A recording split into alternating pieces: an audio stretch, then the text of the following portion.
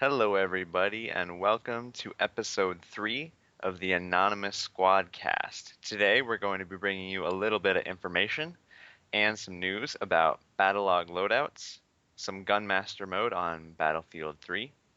We're going to bring up a little bit of the current controversy over DLCs and if they are overpriced. We will bring you a little bit of news from the Minecraft spectrum.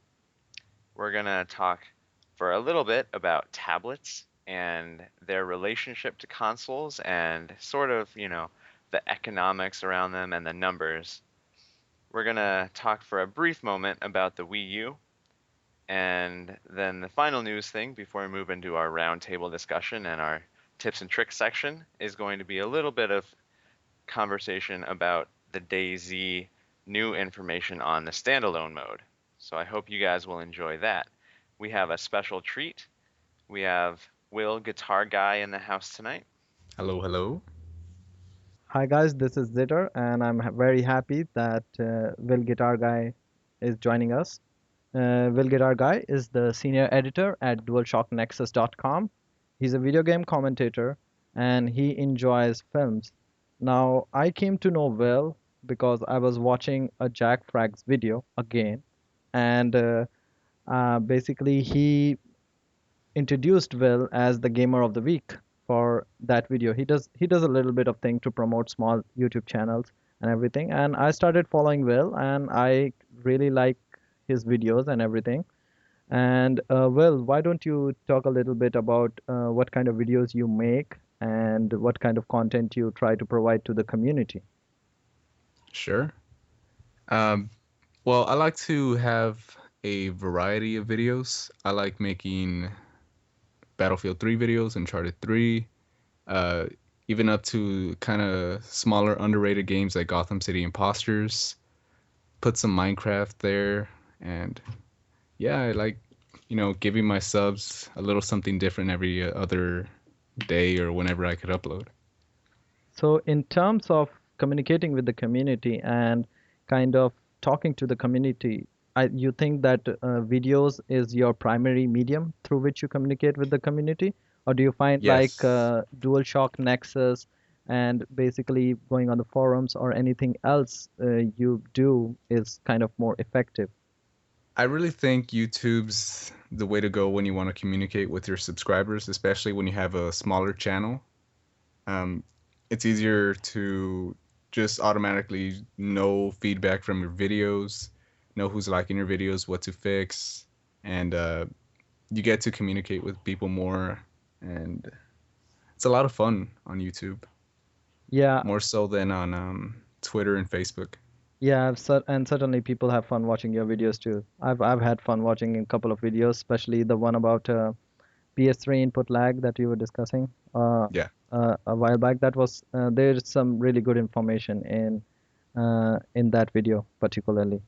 Hmm. Anyway, we're gonna move on to the next section in which we are gonna discuss what we are up to, what we've been doing in the past week. So, Will, why don't you tell us what you've been up to and what you've been doing? And I'm gonna move to Noah later because you're the special Sure. guest. I wanna give you a special treatment right now. Oh, thank you, thank you. So I've been playing a lot of Uncharted 3 since the recent patch came out, and it's just a lot more fluid. I just love it. It's way better now. Um, the weapons, especially, they made for you Uncharted 3 fans, they made the Tau sniper faster. And I don't know about you, but Naughty Dog didn't actually mention it in their patch notes, but the Dragon sniper feels a lot more fluid compared to the T-Bolt. So if you guys haven't gotten on Uncharted 3 in the last couple months because of issues, then I would, really say to get back on it. Yeah, and I think definitely we are going to discuss Uncharted 3 a lot in detail in our review section. Moving on to that, I think you wanted to talk about the new trailer from Cloud Atlas. Oh my God, yes. If you guys have not seen this, I've if you seen it. guys, It's a 5.5 minute trailer. I was like, who puts out a 5.5 minute trailer? But I think every scene of the trailer is gripping, very right. gripping. And the thing is, you could watch the entire thing and not know a single thing about this movie. It's funny.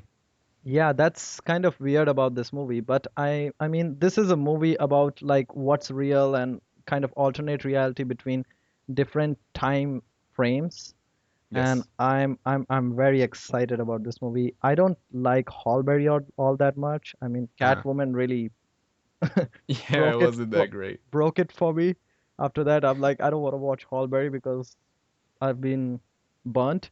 But I mean, I love Tom Hanks and the Wachowski brothers, who are Yeah. the producers and the directors, I believe, of this movie.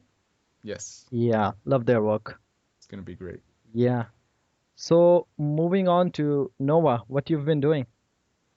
Well, as you guys heard last week, my girlfriend was in town. She has now left, and I'm actually now on vacation to visit some family around the country. I will be starting school in a little over a week, so I'm excited to get back into that. I haven't really been playing any video games in the past almost 2 weeks now, and starting to miss it quite a bit. So hopefully when school starts, I'll actually be able to get back into playing video games. It's kind of opposite for a lot of the listeners out there, but playing video games is something that works really well for school with me. So pretty excited about that. Yeah, I really want to thank Noah for joining us because I mean he is trying to get this internet and stuff and jump over hoops at his. He's currently at his grandma's house, and he's trying to get through all these hoops to join us for this podcast. So Noah, how did your grandma react when you told her you are recording a podcast? She has no clue what a podcast is. Um, she doesn't even know really what the internet is. So, we'll just we'll just let it slide for this time. Okay, so you just told her I'm doing something very important. Yep, yep. Something very important with some friends of mine from the internet. She knows that the internet exists. She just has no experience with it. Okay, okay, just like my grandma. Yep. So, what has Zitters been up to? What have I been up to? I actually got a new laptop, guys, because my wife, she's going Ooh. to school, so I had to buy myself a new laptop. So I gave her the old laptop, got Hmm. myself the new laptop, and I thought I would put a good graphics card on it. I really didn't want it to buy like an Alienware laptop because I also use it for business. Right. And if I go into a meeting and there is the Alienware logo on it, it's kind of like people get scared of you and they run away. So so I put a decent graphic card on it. It's an NVIDIA GeForce 630M. People who deal with PCs, it's kind of a medium level graphics card. It's not that great, but it can run stuff. And I've been trying out some free to play PC games. I tried out League of Legends. I think it was an okay game. I didn't try to get too deep into it. And for some reason, I don't know whether you guys can relate to this or not. I really do not want to try first-person shooters on on the laptop or on the PC because I feel like that I'm going to have a terrible time facing other people, especially competitive multiplayer first-person shooters. And then when I go on the PS3 because I've lost my habit of aiming and everything on the PC, I'll have a terrible time on the PS3. I don't know whether you guys relate to this or you guys think I'm crazy. I understand, and I think you're crazy. Um, when I started getting into PC gaming I guess it was a little over a month ago, back from PS3. So now I'm kind of running both. It took me a little while to get used to the whole keyboard mouse thing again, but now I have a very difficult time choosing where I want to play my video games. So I think you're better off keeping FPSs solely to one instead of trying to play it on both, because there's just not enough time to choose both. Yeah. That's what I was wondering that if I get used to, for me, it's majorly making that transition from a controller to a mouse and keyboard and then back to a controller. And I mean, I can sometimes get little bit frustrated, especially in competitive multiplayer. So I thought maybe I'll stay away and I will play games which are kind of made for PC, which are more of these RTS strategy games and everything. Well, apart from that, I'm playing a little bit of Red Dead Redemption, Undead Nightmares. I finished the first one. I'm just trying this out. And I will be getting a copy of Deus Ex Human Resolution. Is that how it's pronounced? Deus Ex? Deus Ex. Deus Ex Human Revolution soon. So I'm excited about getting that game. I don't know whether any of you have played that game or not. I've watched a couple playthroughs on it, and it looks like a pretty solid game.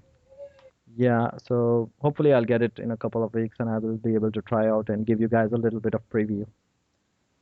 Okay, guys, we're gonna move on to our next section, which is basically Battlefield news, gaming news, gadget news, tech news, whatever news.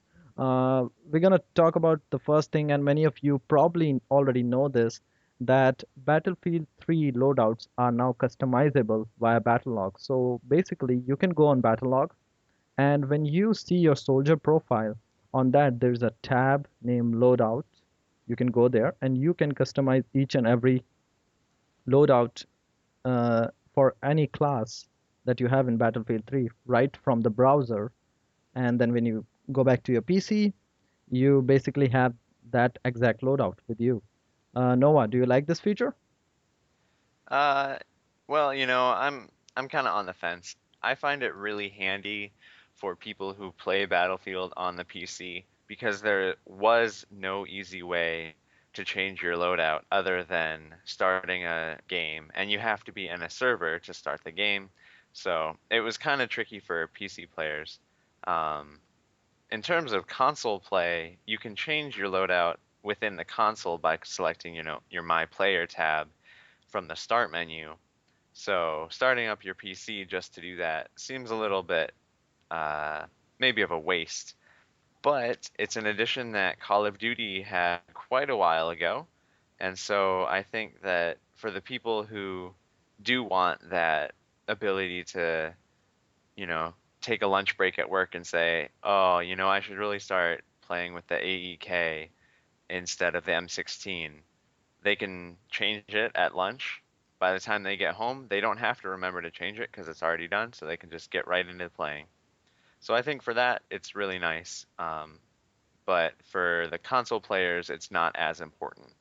Okay, I actually never knew that on the PC you have to actually get into a match to change the loadout. You can't change the loadout from the menu like we console player had, but that's really nice information. What I also liked about this new loadout feature is I can go to another player's tab and I can see which loadout they are running.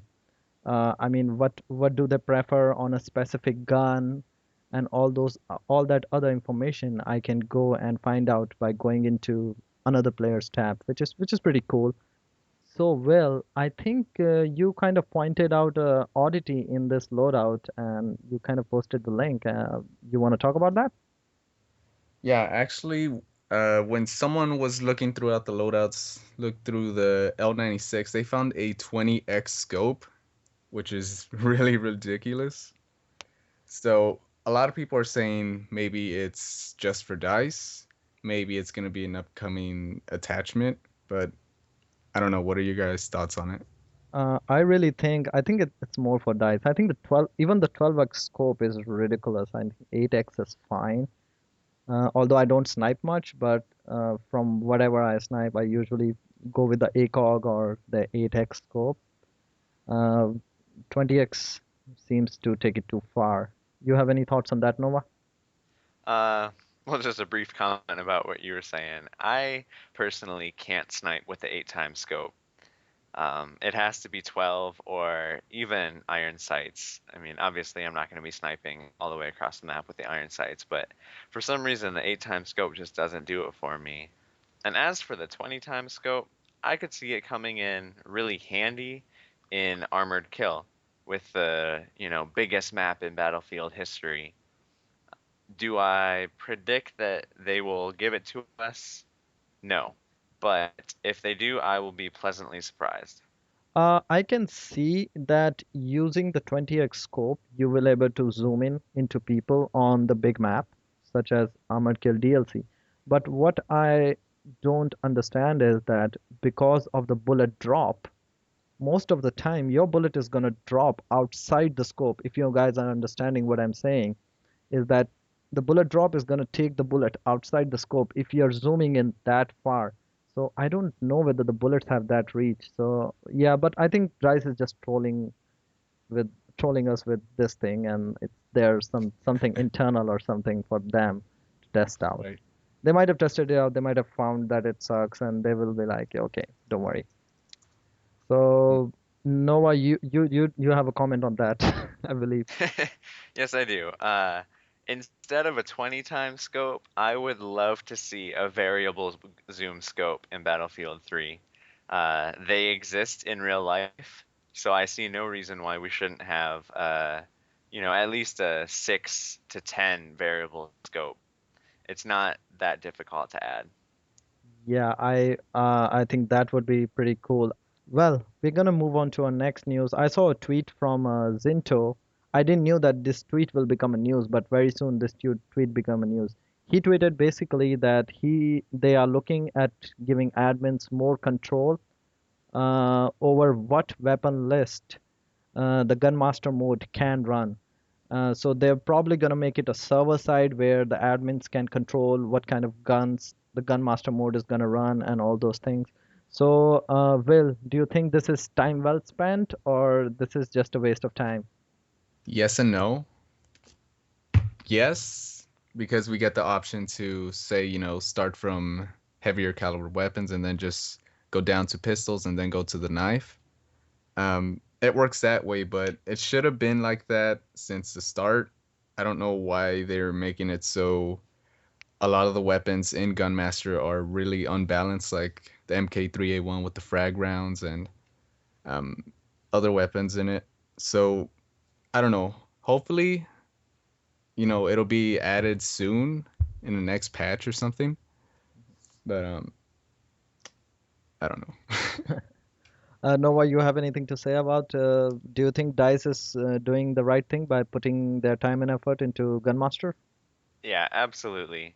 I don't want to call it a failure of a game mode because, it's kind of a tried and true game mode. I think Dice handled it poorly. Putting an ACOG scope on our LSAT, that's ridiculous. And I agree with what Will was saying. You got to start with the more powerful guns and move up to the less powerful. But one thing I have noticed in playing Gunmaster, the Battlefield 3 pistols are very powerful. And even if you start a game late, you're not at a huge disadvantage other than time, just based on the amount of bullets it takes to kill someone. I have a kind of a different view on this. I feel like I don't feel like it's time well spent because I feel like no matter what, how awesome they make Gunmaster, it is not going to be a mode that I'm going to play one after another after another. I mean, it's not going to be a mode that I'm going to play for an hour. So I do not really think that it is time well spent. Although I am very happy that DICE is doing that because it kind of gives me hope that even in the upcoming DLCs, if DICE basically comes up with a mode that is a complete failure, they will go back to it and they will fix whatever wasn't right this first time. So I'm very happy with DICE's dedication to the game, but just feel like it doesn't matter to me. I mean, you can make Gunmaster the best mode in Battlefield 3, but I don't see myself playing it a whole lot because it's not Battlefield. It's not the Battlefield experience. So that's just my 2 cents on this thing. I think, Will, you have something to say about pistols and what Noah was talking about. Yeah. The next patch, if you have been paying attention to some of the developers at DICE, they listed some tentative changes and they're said to nerf the 93R to give it less recoil but less damage. And they were also going to make the Magnum a little bit slower and they were going to make the Rex, I think, I I believe they were gonna give it less recoil just to balance it out compared to the Magnum. So even with this in Gunmaster, it's gonna change it quite a lot. Yeah, I think they are. I think the 93 are me and Nova have discussed before. It's pretty powerful, so there is no doubt that they are nerfing it. And I didn't know about the Magnum and the Rex. Maybe I didn't read through the patch notes uh, Yeah. in detail, but I mean, thanks for pointing that out. So, guys, the next news that we're going to discuss is basically a Witcher dev. Witcher is a game on the PC and I believe on the console too. It's an RPG, huge RPG. One of its developers said that modern gamers or modern DLCs are basically overpriced for gamers and everything.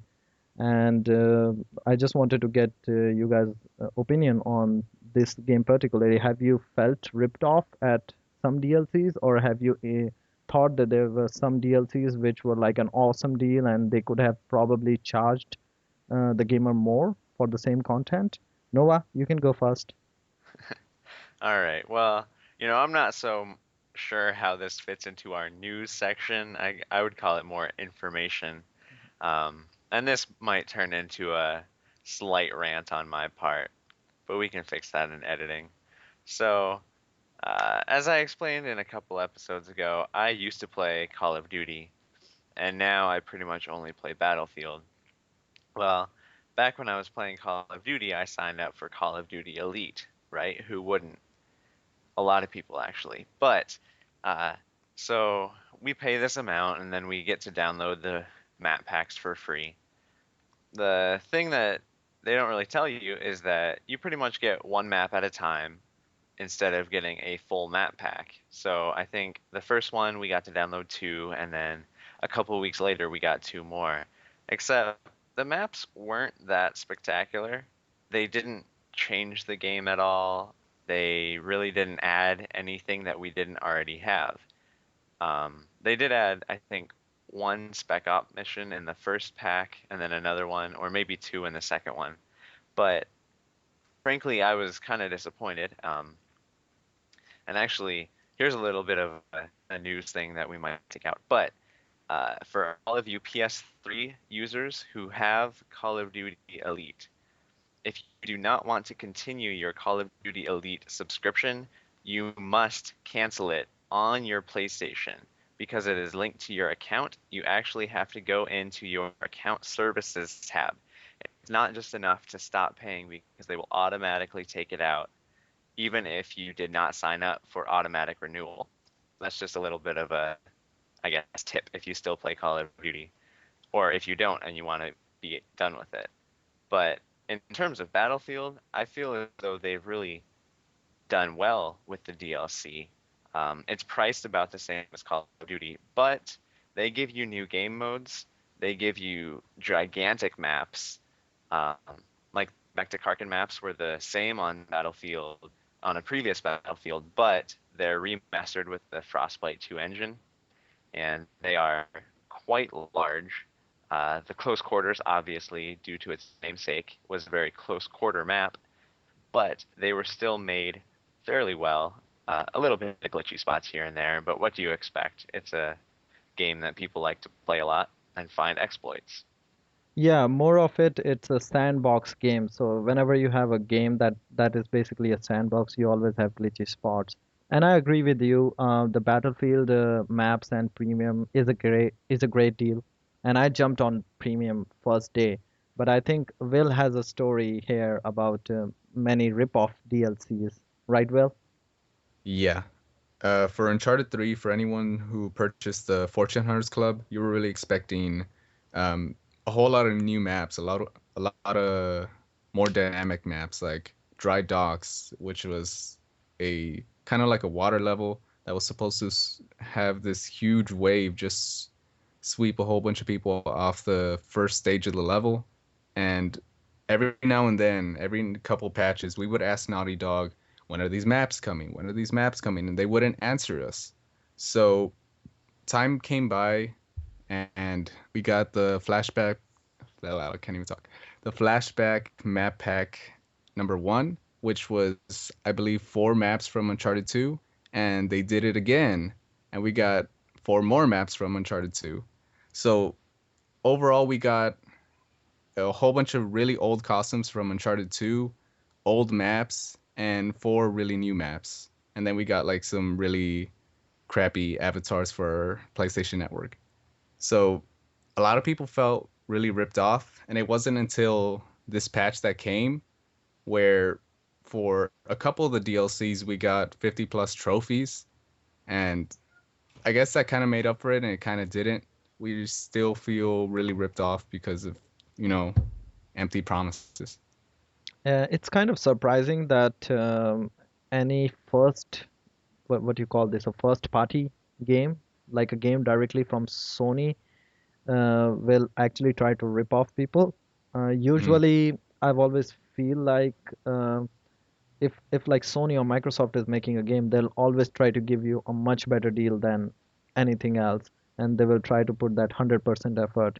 So this particular DLC, Will, you're talking about, was it like the premium where you pay first and then you keep getting the content later? yes, and Or we would get the content earlier than most people. okay, how much was the price for this particular DLC? I believe it was around, I think it was a little, I think like what, $10 less than premium? Okay, Yeah. okay, okay. So I mean that's a costly thing, and hopefully that doesn't happen to us in Battlefield because Yeah. we have also paid up front, and we don't. It's gonna suck if things don't get delivered the way we wanted. So, Weapon camos. have you found any DLC that you've purchased that you've been like, oh, I could have easily paid $30 for it. It's only like $15 or $10. Well, that's kind of where the bundles come in. You know, if especially for, I don't know if you guys knew about this, but for anyone that purchased premium, you know, like Zitter and me, we purchased it day one because we were just really excited about all this new stuff. And um, there was a leak supposedly that EA and DICE are going to be putting out a premium edition for Battlefield 3, meaning everyone could get the disc. Everyone could get the disc, all the premium content, all on that disc, and I think they'll be saving a little bit more, which is, I don't know, just kind of shady. Yeah, I think there's a lot of rumors around Battlefield community. Uh, I I for me, I don't purchase a lot of DLC. I usually play the main game and I get over with it. Because I can't stick to one game for too long, except for Battlefield 3, which was an exception in case I just went all out with it and gave my money without having anything in hand for the hopes of getting great content later. But Right. I recently purchased the Killzone 3 DLC, and it was kind of a map pack. It was basically I think three DLCs combined in one, and I bought it for like $10. There are I think eight different maps in it, and I felt like brand new. I mean, if the DLC was like just out in, I could have easily spent $20 on that and wouldn't regret it. So I mean, there are examples of good DLCs, but I was very surprised to hear from Well that a first party game had such a bad follow up on the DLC. I never expected that. I don't play Yeah. Uncharted 3, but I was surprised to hear. Hmm. Um, Moving on to next story, we Will plays a lot of Minecraft, and he posts a lot of Minecraft videos. And apparently, Minecraft is selling very well. I read a report recently that Minecraft on the Xbox 360 is almost selling 17,000 copies a day. Will, are you surprised? Are you expecting more? I'm not surprised. It's grown so much over the last couple years. I think you have been playing Minecraft for quite some time now, right? So if any of our listeners want to jump in, he can basically message you and you can give them some tips to start off with. Yeah, definitely. Yeah. I've been playing since what, the early alpha, um, when not a lot of people knew about it. Someone on a Little Big Planet forum talked about it, and we're just like, all right, we'll check it out. And at the time, it was like what, like I think it was like $2 to $5 or something like that. So it was really cheap, and it really didn't have a lot, but you got the constant patches coming, the constant upgrades coming. So yeah, there's more and more stuff being added every day. What is basically the addictiveness of Minecraft? What is so addicting about this game? I've heard people playing a whole lot of it, so I was kind of curious about that. It's kind of hard to say because once you get into doing something you really want to do, say you're a person that just wants to build houses. If you want to go to creative mode, you could build some pixel art. You could build like a really giant house and have your person live in there. Or it's just there's so many things you could do in it. Um, like you can make your own farm, you can make your own house. It's pretty much like a sandbox adventure game. So I really think that's why people like it. Yeah, I've been always thinking of trying it now and then. I know that it's going to consume a lot of time, so I'm thinking of getting some time aside for it. I think Nova has some questions here. Yeah, a lot of people have been asking, and I don't know what to tell them, but they want to know kind of what's the best way to play Minecraft. Obviously, it's available for PC. It's out on the 360. You can play it on your iPod. You can play it on tablets. You can play it on Android devices. They're rumoring that it's going to be out on the Ouya when that comes out. So I guess have you tried multiple ways of playing Minecraft? How do they work? What's your pick? I would go with the PC version.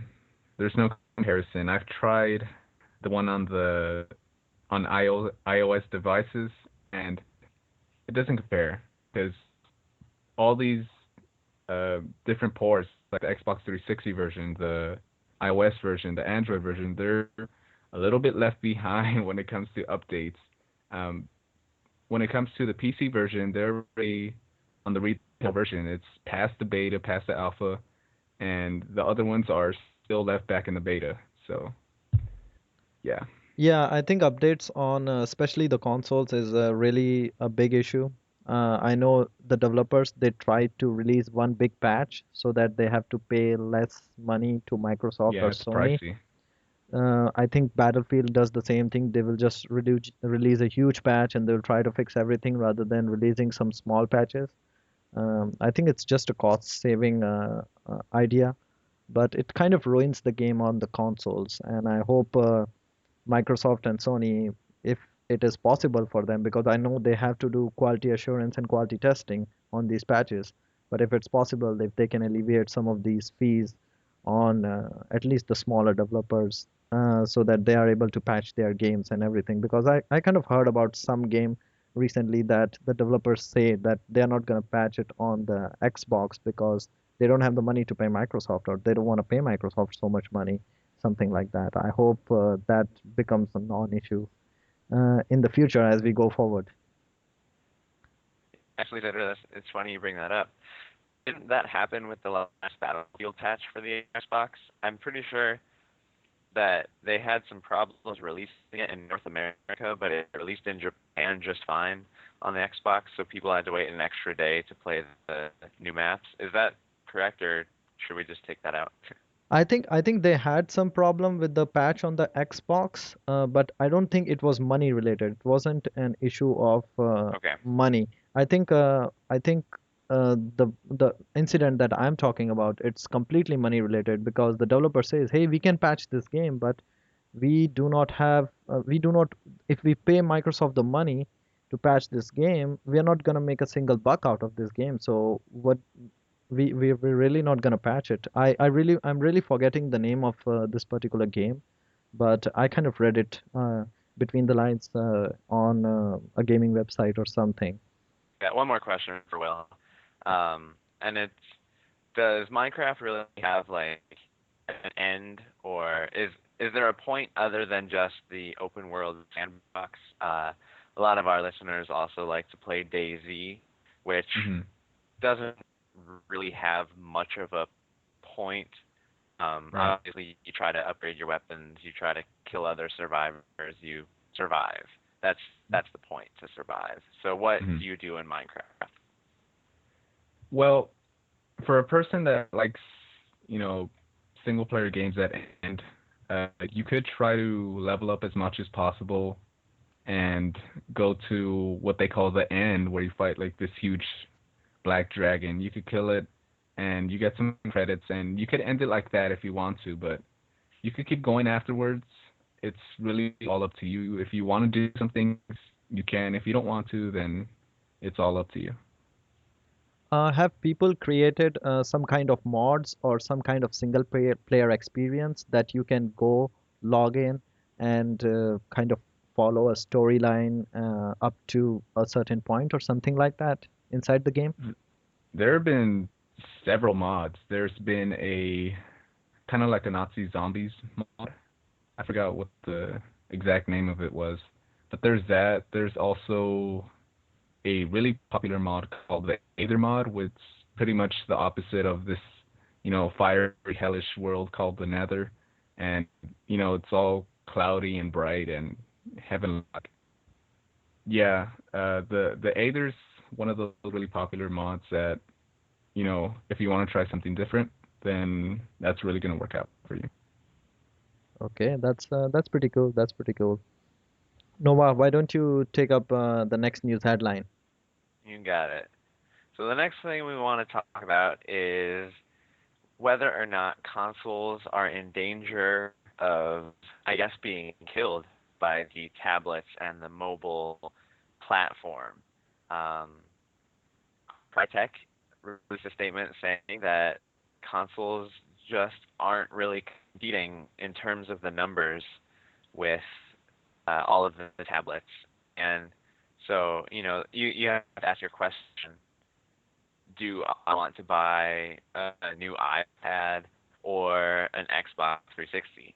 I know that the prices are a little bit different, but for those of us who can only make, maybe one purchase a year at most, we have to really, plan what we're going to buy. So, what do you guys think? Should consoles change to become more like tablets, or are tablets kind of a one-hit wonder? I really do think that consoles are losing the war against tablets. Even if you ask a 10-year-old kid who plays games all the time, you ask him, do you want to get an Xbox or do you want to get an iPad? He will probably gravitate more towards the iPad. Also, there is one fundamental problem with the consoles that we currently have. They are too old. And if you look at the tablets, we already had three new iPads uh, come up after Xbox 360 have launched. So just a single tablet like an iPad is in its third generation, whereas and the Xbox has just stayed where it is, and we are having other tablets coming in the market right now. So if you do not have a lot of money, and if you're only making like one purchase a year, one electronic purchase or two electronic purchase a year, I'm pretty sure that you might be eyeing the tablet more than the consoles. That's just how I see the market is currently. Um, I do not know whether the next generation consoles will be able to change this momentum or not. What are your thoughts, Well? I think when it comes down to it, the tablets are more family oriented. Um, because a little kid's gonna want the typical games, Angry Birds, and it just sells more. It's easier for parents, for a lot of families, just to get these really small games.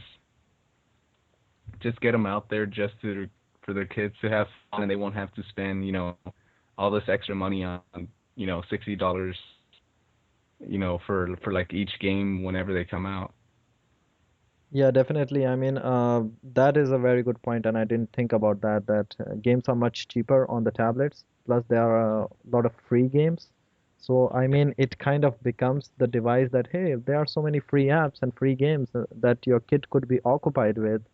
So, not only it's the kid who wants the iPad, it's also the parents. That's a very good idea. I'm gonna get my kid an iPad. So that he can play all these free games. And but I think I'm not gonna get my kid a Vita, but Nova can convince me otherwise. And here's why you're wrong. The Vita is the perfect mix between a tablet and a game console, and it's priced lower than the iPad. Obviously, you don't have the 6 million plus apps, but you have the capability of playing essentially the exact same game you're playing on your PlayStation 3 on a mobile device. And they're adding apps. We have YouTube, we have Skype, we have Twitter. There's a Nico Nico app, which is the streaming app from Japan, which is having some problems taking off in the U.S. right now. Hopefully that'll get released fully in the coming months. So really, I think that from what I've said about the Vita in previous episodes, and certainly what I'm going to say about it in future episodes, you guys will hopefully see that the Vita is not dead and it will be a force to be reckoned with in the future of gaming and mobile devices. Yeah, so the point that Nova makes here is that Vita can win the war against consoles and tablets from the console The side. one victor. The one victory. Yep. Yeah. Well, and there are tons of apps on Vita, but the app it doesn't have right now is Battlefield 3. And guess what? Another console doesn't have Battlefield 3, which is the Wii U. So we got a news last Oh, week that DICE will not be developing Battlefield 3 for the Wii U, and what they are gonna work on though is a straight port of Battlefield 4 for Wii U. I think Nova has some comments about that. Well, all right. I have not purchased a game for the Wii in 4 years now, I think. I basically bought my Wii for Super Smash Brothers and Twilight Princess. Nothing else.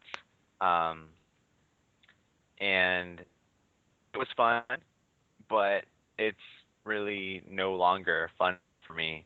I know a lot of people still play it, and I'm not against the people who play it because obviously I still own mine. I haven't traded in or anything like that, but it just doesn't have the same sort of finish as most of the, I guess, as the 360 and the PS3. And as far as Battlefield is concerned, I do not think that Battlefield should come to any Nintendo device. Nintendo focuses more on playability rather than perfection. And I think Battlefield fits better with a system that aims for perfection rather than just getting by. The 3DS is an okay console. The Wii is an okay console. They play their games, and the games that are on them play well. But I think that if Battlefield comes to a Nintendo console, it's going to be very choppy and possibly going to just be too much worse than the other consoles that it's almost not even worth playing it on the Wii. That is a very strong statement, Nova. I'm gonna prepare my mailbox for hate mail for next week. I'm glad you got that. Yeah. Well, talking about other news, Daisy is going standalone. They are gonna develop Daisy as a standalone game, basically, under a new engine because there were some limitations with the Arma 2 engine that they cannot overcome. And it's so I'm pretty sure Nova is very happy right now. I'm very happy other than having to pay for it. Um, Daisy is an excellent game. Uh, it's certainly no Battlefield. I don't think it will have the long-lasting replayability, but I've certainly gone back to it day after day since I started it, and it's still keeping my interest. So I'm pretty excited about it. I think Nova, by now you might have gotten used to because you paid for Battlefield 3 on the PS3 and then you paid for it on the PS3, PC. So I think you might be Yep. getting used to paying for game twice or thrice. Yeah, except the problem with that is now I'm out of money. So we'll see how well that carries over into the future. Okay, maybe we can do a donation campaign if our podcast becomes I very would take popular it. for Nova. But I mean, the thing is that I was discussing Daisy, although I don't play it. I was discussing it with on the company 008 Skype channel with people, and they were telling it that it's under the new engine. So I mean, we all came to a realization that the interface will look different, and the game and the map might look different. So this might not be a complete copy of the current Daisy that you see. This might be Daisy 2.0 or even Daisy 2.5. So I'm pretty sure when you will pay for it, you will be paying for new content. So Will, what are your thoughts on Daisy? Do you think it's boring? Well, I like the game, and I've been watching a lot of videos about it, and apparently more people are playing Daisy at night compared to Battlefield 3. And I didn't say this, Frankie on PC did, so if you want to go nag on someone, go nag on him. But yeah, it looks like a fun game. If I had a better PC, I would definitely, pay for the standalone. Yeah, it kind of looks like, isn't it true, Nova, that the graphics aren't that great in Daisy, but it still takes a very good PC to run it properly. Yeah, I'm not really the best representative when it comes to having a good PC, but I squeak by. My frames are really low, which can be a problem in a player versus player firefight. Against zombies, it's never really a problem, at least once you get some sort of a weapon. Uh, but yeah, it can run slow at times, even though the graphics aren't that bad. And some of the bigger names get better graphics than me because they have a real computer instead of my little cracker box, I guess. But I think Daisy is more focused on the gameplay rather than how well it looks. Yeah, but I'm pretty sure it's gonna look much better when it goes standalone. Uh, Fingers crossed. and it's gonna run faster, Yep. definitely. But one thing I never understood about Daisy is I don't know whether you guys would be able to answer my question or not. A lot of my favorite Battlefield players, especially YouTubers, they are getting attracted towards Daisy. They are going and making these Daisy videos. And I go to their channel and I'm like, okay, there's a new video. Oh no, it's Daisy. Then I then I have to wait for a Battlefield video. So why are YouTubers, especially because they're the only people I'm following who are playing Daisy, why are they Uh-huh. getting attracted toward Daisy? Is it because of the huge size of the Daisy community? Or is it because there is something common between Battlefield 3 and Daisy? There's a thread between there that actually scratches the same itch that you go and scratch in Battlefield, something like that. Noah, do you think you can answer that? I will answer your question with two answers. Um, First, is there is there a scratch that uh, scratches both of your itches for Battlefield 3 and Daisy? Yes, there absolutely is. It is take your time, plan everything, and shoot carefully. Not many or first person shooters are, I guess, gung ho about the whole strategy thing. So a lot of them are in the arcade style. You run up to someone, you shoot them. You run up to another person, you might die, but you shoot them too. Basically, you just run around the map shooting. Whereas in Battlefield 3, the better players are the ones who will actually think about the movements before that happens. And Daisy really lets you do that. To answer the second part of your question, uh, why have a lot of YouTubers been posting a lot of DayZ videos instead of Battlefield 3? I actually talked to Culprit about this, and it's basically, in his words, it's kind of like uh, every time he plays DayZ, he can use that footage to put on YouTube. But you never know how a game of Battlefield 3 is going to turn out. You know, I post games where I don't win. I know a lot of people don't do that because they like to promote themselves winning. But if something cool happens in the game, I'll post it. I have no problem with that. Um, but in DayZ, everything you do is postable. So it's really, I guess, convenient for a YouTuber to play DayZ because no matter what you're doing, you're promoting your channel. Okay, that's pretty good. Will, do you have any plan of playing Daisy, even for just for your YouTube channel? In the future, yes, when I build my PC, I will start posting videos for it because it's definitely a lot of fun. It looks like a lot of fun. So, guys, that wraps up the news that we have for this week. We have asked our special guest, Will Guitar Guy, to bring us some roundtable discussion topics. We have three in total, and the first two were brought up by Will. The first one, should snipers be a one-shot kill to the chest at close range? Will, what do you think? Well, that's what DICE originally said after, I believe it was patch 1.12. I might be wrong, but they said that, and I really don't notice a difference. Um, every now and then I will get a one-shot kill in the chest, but I don't know if it's latency or whatever. But I'll be shooting someone in the chest, like point blank, and they won't die. So I don't know. It doesn't make sense, especially when you're using the M98B. Uh, I think it's a powerful ass gun. So uh, I don't know. Maybe they did something wrong. They didn't tweak it well enough. I don't know. Let me know your thoughts. Yeah, I've noticed it. It's kind of hit or miss, excuse the pun.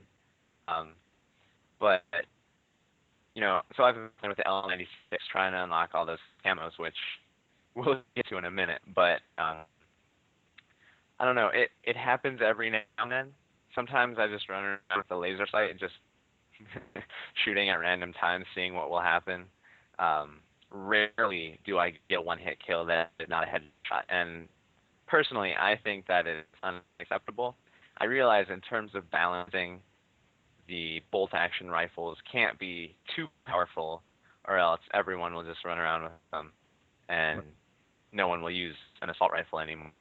But just thinking about it in real life, if you get shot with a 50 cal bullet from 10 feet away, there is absolutely no way that that will not destroy your entire body.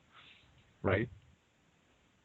So I just think that it might not be a terrible idea to maybe add a couple more powerful hit zones. We know that in the torso is what 1.5 times damage Uh-huh. or something for sniper rifles. Well, maybe bump that up to 2. That's all I'm saying. Hmm. Yeah, definitely. I think recons are a little underpowered, and this is one of the things that DICE added so that recons can get a little bit more buff.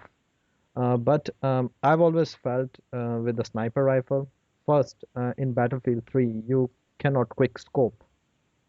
So, especially on the consoles, because I think all three of us, we have spent our majority of our time on consoles. It might be different on PC, but on the consoles, you really can't quick scope because you need that aim down sights bonus. And when you quick scope, you need to wait a fraction of a second to get that bonus so that you can hit your shot accurately.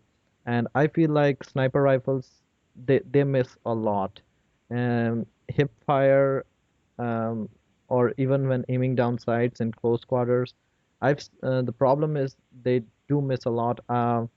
One shot kill, I think most of the time they are a one shot kill to the chest, but because they miss so many times, it's very difficult to get those kills. I mean, they they kind of made it one shot kill within 15 meters, I believe, but I don't think it has proven very effective overall for most Yeah. players.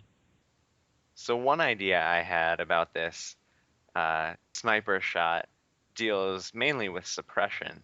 And one thing that I found that grinds my gears is when I'm trying to shoot someone with a semi-auto gun, including the bolt-action sniper rifles. Uh, when I am suppressed, my bullets fly everywhere but where I want them to go. Um, and I think that for a controlled fire, such as the bolt action rifle, it should at least have a smaller variety in terms of the suppression sway. I completely agree with you, Nova, on that. I think that different guns should be affected by suppression differently, but I'm thinking more about scopes. Like if you're running a high power scope, that that should you should be affected by suppression less because you're zooming down a scope, you're concentrating on the target, you're not looking around in your surrounding, so those bullets whizzing by should not affect you as much as they do with normal guns when you're running and gunning and all those things. What do you think about that, Will? I actually like your idea better, considering, if you were to change the suppression for the weapons, uh, LMGs would be extremely overpowered. You would just spray everyone, and everyone's bullet would go everywhere. So, if if it were different depending on the type of scope you were using, then I would understand that. Yeah, it kind of gives you a, negative aspect of using a high-powered scope would be you will not have any peripheral vision. You will be zoomed in into a target, and it also takes a long time to zoom in. So those negative things will be counteract that you're not gonna get suppressed as much because unless somebody shoots right at your scope, how are you even gonna see that bullet, and how do you get suppressed? So that is kind of an unrealistic thing. Although I don't propose on Battlefield 3 or any game being purely realistic, but it's kind of an annoying thing in the game. So the second topic for a roundtable discussion is also brought by our special guest. Uh, Hmm. well, you want more camos, right? Yes, I think everyone wants more camos. Um, we were really expecting, when they said, "Oh, you guys are gonna get exclusive weapon camos." We didn't really expect it to just be for guns. Not everyone uses these guns. Like for me, especially, I mostly use the F2000. But like for example, the L96, I barely use that gun. The Scar H, I kind of have a love-hate relationship with that one, and I really don't see, you know, doing all these assignments, getting like this insane amount of time with the guns just to get a camo for a gun that you're not going to use. Yeah, I think I can see your point there, and I already know what Nova is going to talk about now. He's going to talk about Call of Duty and their golden gun system. You know, I I don't know why you thought I was going to talk about that, but I actually was going to talk about that. See, you didn't Um, even put it in the notes, and I knew what you were going to talk yeah, about. but that doesn't make any sense because I've never talked about that before. But um, yeah, so Call of Duty allows their users to play with golden guns. I'm not saying that Battlefield should take up, this golden gun type mantra, but I would really like to see some more customizable weapon camos. Um, so I know that there was a bonus content lined up for August, and we're still kind of waiting about what it is. But they didn't put it under the unique in-game content tab. So, maybe they call this new uh, being able to change your loadouts on battle log. Maybe that's the new bonus content, but that's available to everyone, isn't it? Yeah. Yeah, so we're still kind of up in the air about this bonus content drop coming out in August, but I would really love to see higher customizability. It's nothing that matters. It will not break the game to see, a bright blue gun every now and then. Obviously, it kind of breaks the whole making Battlefield the more realistic shooter, but Even games like Blacklight Retribution allow you to throw a little keychain, I guess, on top of your gun, so you can accessorize it in that way. Or, even this is gonna this is gonna be way out in left field, but I wouldn't mind some goggles. Give me some blue tinted goggles to play through for an hour a day. And let me just see, if it's fun or not. It's not going to change the game. They're not going to have night vision or anything like that. Just, let me see what it's like for an hour. What about That's all I'm Metro? saying. It's gonna be twice as blue. Yeah, there you go. Yeah, the weird thing about camos in this game is that you don't actually notice the camo on the players who are actually running weapon camos until you see their kill cam. That's the only time you notice the camos. So you really don't see like, oh guy, that guy is running with a Scar Edge camo or something. Is it Right. just me, or are you guys able to spot camos, on player? It is certainly not just you. I can't, I mean, Me neither. even on my own gun, I don't really see a difference.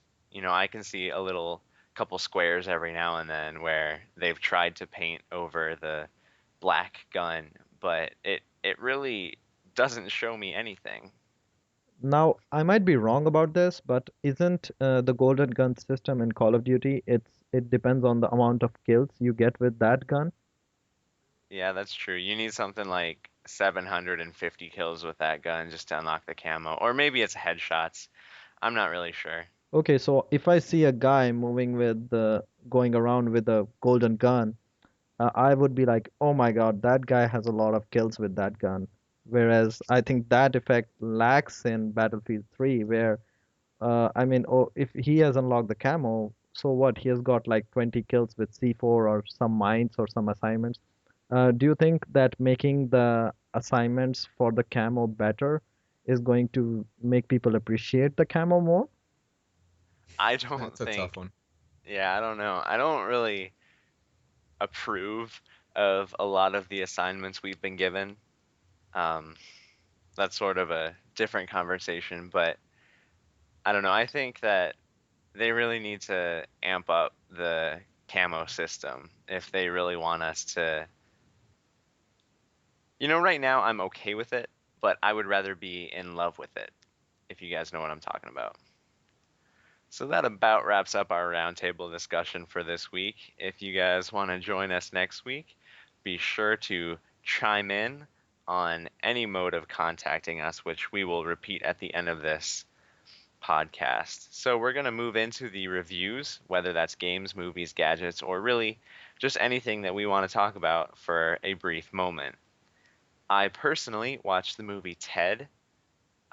It was directed and written by Seth MacFarlane, the maker of Family Guy. And it came out quite a while ago, but I just made it out to the theaters to see it before they took it out. And I have to say, it was a very funny movie. Um, we could get into the plot and how it's a little overdone, and that's fine. I go to movies for entertainment, and I was not disappointed. I literally LOL'd a couple times while watching this movie, so it was definitely a fun movie to see. Will, do you have any reviews you want to talk about tonight? Uh, the Uncharted 3 patch, War of the Monsters, if you guys haven't played that on the PlayStation 2, and Sherlock Holmes, Book of Shadows, if you guys haven't seen that one, I really regret not seeing it in theaters. Like I said before, if you haven't played Uncharted 3 in a while because of balancing issues, because of the game not being as fun as it used to be, I really say he should get back on because the 50 plus trophies, the new customization, the tournament mode being added, there's just a lot more you could do with the game. And if you haven't gotten back on it, if you haven't tried Uncharted 3 multiplayer, uh, I would recommend trying it out. Giving it a shot. Do you think Sony is showing a little favoritism towards Uncharted 3 with the 50 plus trophies? I mean, that is the amount of trophies that is usually in a game, and this is just a patch, and it just Yeah, adds. actually, this is the most amount of trophies for any game on the PlayStation 3 out now. this tops a whole bunch of other games that if I had to say, if Sony were giving it favoritism, I would say no, because they're not really advertising Uncharted as a multiplayer game. They're more going for it as a single player game because you rarely see any multiplayer for Uncharted 3 in any of the trailers. Hell, a lot of people don't even know it's there. So, um, by adding the trophies into the game, I would say they're giving it a little bit more life. But other than that, I really couldn't say, they're giving it a little bit more attention. So for anyone who hasn't played War of the Monsters, it was one of my favorite PlayStation 2 games of all time. It's just, if anyone's played, have you guys played, those Godzilla games on, I think it was on the Xbox back in the day. I don't know if you guys played those, but it was similar to that where you could pick up cars, you could pick up planes, you could get planes out of the air and just it's just a huge brawler between these huge monsters. You could be like kind of like King Kong, you could be like some huge ass robot, an electric person.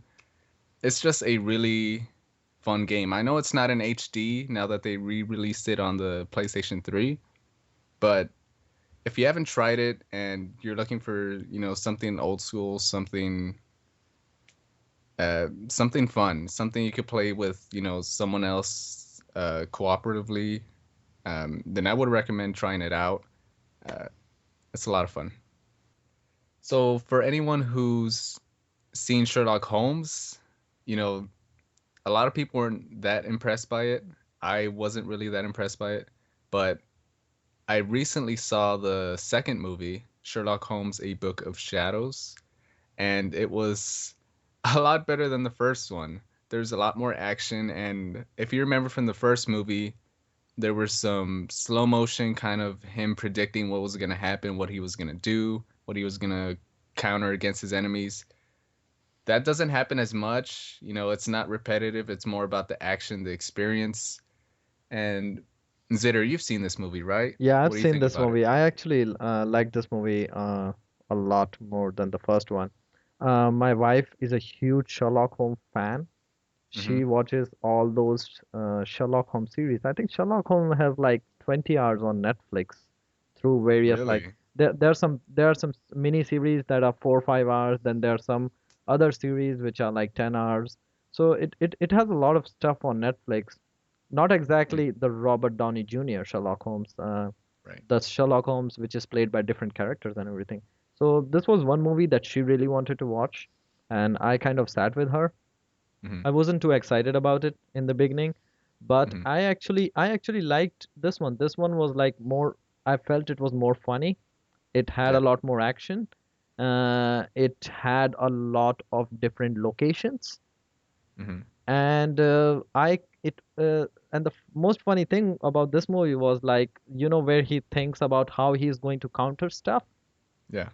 Couple of times in this movie it didn't turn out the way he thought it would, so that was Yeah. that was kind of funny to watch. It was like, oh yeah, he messed up that thing, or he didn't think about that thing. So Yeah. it's kind of more shows a more like humanized, kind of a human who makes mistake Sherlock Holmes, rather than showing like a perfect Sherlock Holmes. And he Right. gets he gets all injured, breaks bones and stuff in this movie. So all Hmm. that stuff is, I mean, pretty much fun to watch. It's kind of like, going from Pierce Brosnan James Bond to Daniel Hmm. Craig James Bond, where he's getting he's getting basically shot and kicked from every direction. So Right. that was a cool thing about this movie. But I want you to review one more thing. You are going to PAX this Oh, yes. at the Going to end of the PAX. month. So what our listeners want to know, first, you are going on a press pass. So you Yes. will be able to get into a lot of stuff an hour early. And we know Hmm. how big the lines at PAX can get, though that is a significant advantage if you Hmm. want to get to something specific that you want to. So can you tell our listeners how were you able to get a press pass and what they can do to probably make it to PAX on a press pass specifically? Because I think PAX is open to everybody, Yes. but to PAX specifically, what things they can start doing from right now? Well, if you just want to go to PAX, if you've never been to PAX and you don't want to be media, you could go into you could go to the PAX site, paxsite.com, go to their site and buy tickets whenever an event is, near. And be sure you get them as early as possible because this year they actually sold out in what, less than a day, I believe, for 3-day passes. And as for media, if you want to get into it and you want to get into PAX and get into all these events, not only for free, but you get like all these um, exclusive things, like you get to get in an hour earlier, you get to get interviews with people, you get to go to the press conferences, you get to see a whole bunch of footage that not a lot of people are going to be able to see. If you want to get into all this, make sure you have a really dedicated site, because our site at DualShock Nexus, we've been doing this for over a year and we've been writing articles like crazy, especially when it comes to E3, when it comes to Gamescom. We're gonna start writing like crazy about this. Um, be sure to be on the ball because a lot of people are looking for news. A lot of people are looking for, the upcoming content, like especially for PlayStation All Stars. A lot of people have been raving about it, and if you want to do this, you have to be really dedicated. Make sure your site doesn't even have to look extremely good as long as it has a domain like, I don't know, We Are Gamers or something like that. Um, Anonymous Squadcast, for example. Like if you guys want to write and you're really dedicated and you know how to promote your stuff, like you go on N4G, you post your articles there. Once you do that, you'll get a couple, what I'll say, 100 hits to more, depending on how popular your article is going to be. So yeah, that's what I could say. Just be dedicated. um, have a dedicated team. If someone isn't working one day, make sure you know s- someone's up there doing the work. And you got to put your heart and soul into it. That's all Uh, I could say about that. yeah, I think the way you did it is basically you actually collaborated with some other gamers and started writing for a gaming website. So Yes. I think some of our audience who cannot run a whole gaming website on their own, they can get at least 4 or 5 friends together. And if everybody posts one article, I mean one article every 3 days, then that is enough articles to keep a gaming website going. And that Yep. way is a good way to get into PAX. Or are you guys gonna try for E3? Yes, we actually tried going for E3 this year, but we were denied because of, I'm not even gonna get into it, stupid reasons. But yeah, we'll definitely try going next year. Okay, I hope you guys make it. I'm pretty sure you're gonna have a lot more content on Hmm. DualShockNexus.com. I like Yes. the name of your website. It kind of took me a couple of minutes to kind of understand Hmm. what it meant, like DualShock and the Nexus. So everything is PS3 basically. So Will, apart from writing for a website, do you think videos or YouTube is a good medium to get into PAX and E3 as media, or what is your opinion on that? Yes and no. Uh, a lot of different events really require at least 3 articles for PAX, especially. We needed to write or show them 3 articles that we had written in the last couple of months. Um, so some events really expect some work, expect some hits, like a lot of hits on your site. But events like Comic Con, I don't know how Kasim G, if you guys know that YouTuber, I believe he got in as media for Comic Con, but I'm not sure. Um, but every now and then he's always posting, um, videos of him just showing a whole bunch of people at Comic Con. So YouTube could help. It could help you out, but if you wanted to try both of them at the same time, it would definitely boost your chances. Yeah, but I think uh, putting your primary focus on a blogging site or a gaming site is always the better option out of these. Yes. Okay. We're gonna move on to our audience questions, and we have an audience question today. Chuck, I think he was trying to troll us or something. He asked us, dinosaur mode, what would this look like in the game? So, Will, what do you think dinosaur mode will look like in the game? It would look awesome. Like ever since I heard the little rumor of dinosaurs maybe being in the game, I just imagine raptors following you in Operation Metro. That just sounds like a ton of fun to me. I think there are a lot of wishful people who wish that a dinosaur mode will come to Battlefield 3. I Yeah. really don't see it happening. That's why I don't try and imagine it. But maybe I'm too old and Wishful thinking. wishful thinking. Yeah, that might get you somewhere. I don't think Nova wants to talk about it at all. Yeah, I mean, I don't think there's any chance that this would happen. I think there are many other game modes that we would see before dinosaur mode. So, Chuck, there is your answer from Nova. Twitter him and you can take out your anger at him. So, we're gonna move on to tips and tricks. We're gonna tell you a little bit about Battlefield, technology, gadgets, whatever we can give you a little bit tips about. I think Nova is getting impressed by a certain gun and is gonna talk about that, right? Yep, so I have a Battlefield tip and trick. It's more of a tip um, for you guys this week. I have been playing with the MG36. Uh, I played for it a while on the PS3 when I first unlocked it, and I thought, hey, this is okay. As far as a LMG goes, I can use this one if I need to play support. And then I guess I stopped playing support for about a month, so I forgot that it was an okay gun. I just unlocked it the other day on PC, and I opened it up again, thought I'd take it for a spin, and I was pleasantly surprised. It handles as well as an assault rifle with the magazine capacity of a clip-sized LMG.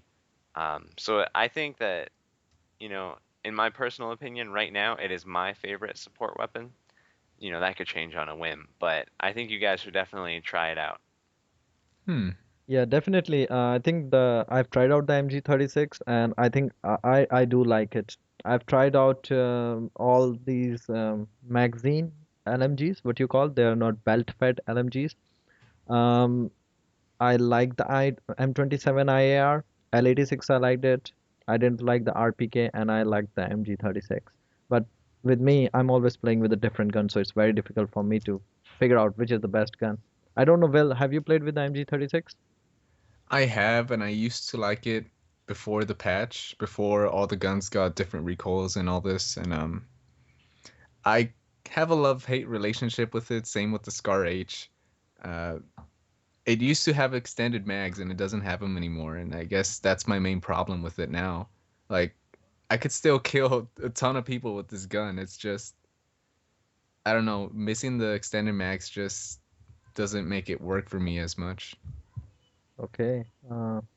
So I want to move on to my tip, and I'm gonna tell you guys about something that you all might have seen before.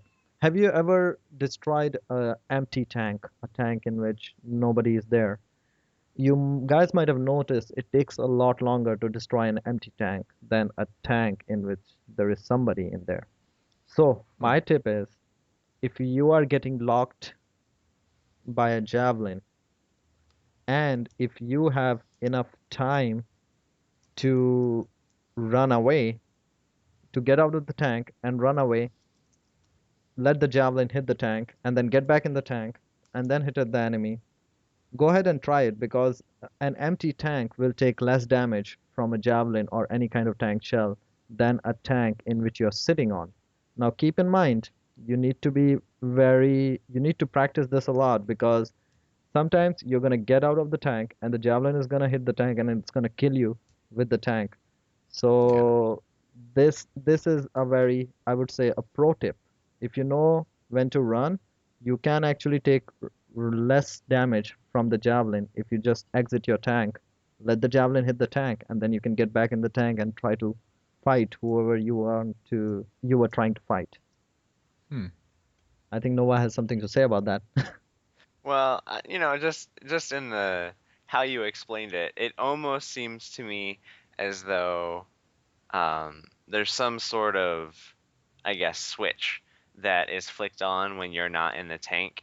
I realize that the image of a standalone tank, one that no one is in, is the exact same as a level one getting in a tank for the first time.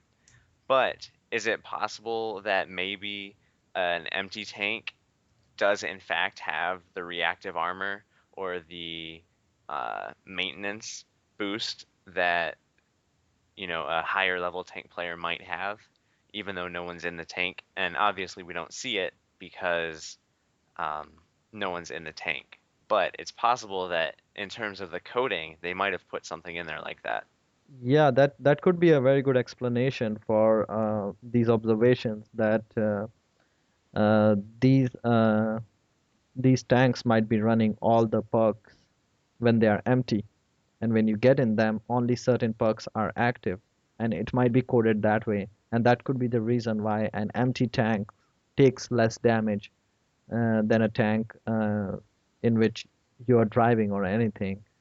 I think this is one for the X-Files or the Mythbusters to test out.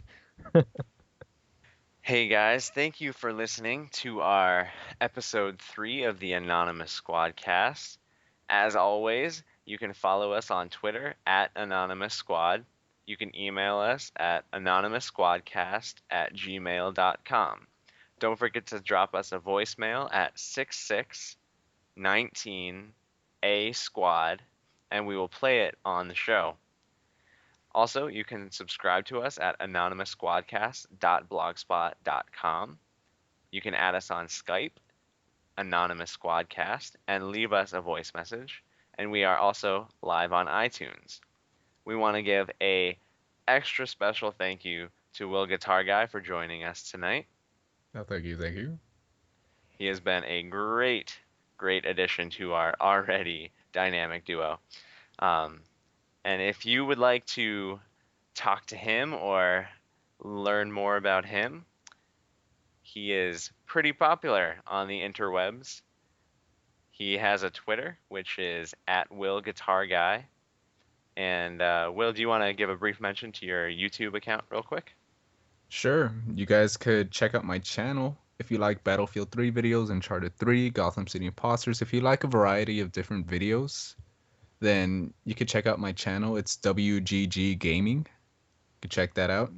And if you guys want to, you guys could check out DualShockNexus.com for more news and good stuff.